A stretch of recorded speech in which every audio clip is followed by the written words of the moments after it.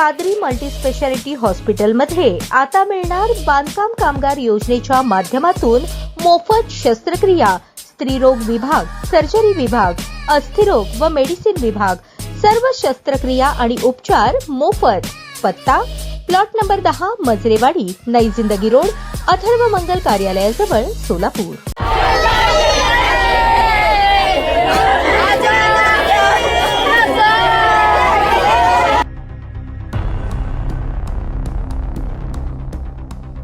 पंढरपूर शहरामध्ये प्रसूतीसाठी दाखल झालेल्या एका महिलेचा चुकीचे रक्त दिल्याने मृत्यू झाल्याची खळबळजनक घटना घडली आहे। पंढरपूर तालुक्यातील आढीव गावातील महिला प्रसूतीसाठी पंढरपूर शहरातील एका खासगी रुग्णालयात दाखल झाली होती। सदर महिलेला मूल झाल्यानंतर रक्त देणे गरजेचे होते। यासाठी रुग्णालयाने जुना करानाका येथील स्वामी समर्थ ब्लड स्टोरेज सेंटरशी संपर्क साधला, मात्र या स्टोरेज सेंटरच्या माध्यमातून चुकीचे रक्त दिले गेल्याने महिलेचा मृत्यू झाला असल्याचा आरोप महिलेच्या नातेवाईकांनी केला आहे। सदर महिलेचा रक्तगट हा ओ निगेटिव्ह होता। तिला ओ पॉझिटिव्ह रक्तगटाचे रक्त दिले। रक्त पुरवठा केल्यानंतर महिलेची प्रकृती अत्यवस्थ झाली। सदर महिलेला पुढील उपचारासाठी सोलापूर येथील खासगी रुग्णालयात दाखल करण्यात आले। तेथील डॉक्टरांनी 2 दिवस शर्थीचे प्रयत्न केले, मात्र महिलेचा जीव वाचला नाही। नातेवाईकांची तक्रार असल्याने सदर महिलेचे शवविच्छेदन हे 5 डॉक्टरांच्या पॅनलच्या माध्यमातून केले जाणार असल्याची माहिती आहे। स्वामी समर्थ ब्लड स्टोरेज सेंटरच्या अनेक तक्रारी दाखल आहेत। डॉक्टर